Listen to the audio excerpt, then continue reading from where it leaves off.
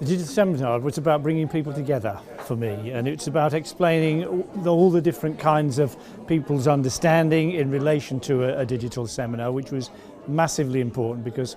what is hugely important for this is that we all set off with an original understanding that we can move forward from, and I don't think there is a common platform which we can move from in terms of our understanding of that digital agenda. So I think we're much clearer in terms of doing that, and I think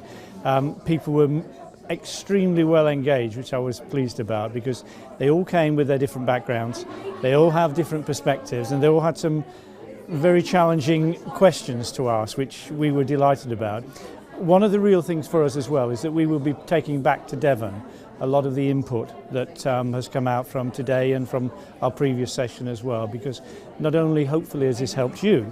but this has certainly helped Devon, because we will be going back with much more information than we can. So the first thing I'd say to people is start sharing their problems. Use forums like this to start connecting with other people and to sense check their thinking. I think the most important thing is that any change that they apply into their organisational redesign is based on thinking that is different to the current thinking, and that can only be tested by sharing that openly with others here. Write blog posts and just keep sharing and be open as you can about the stuff that you're doing.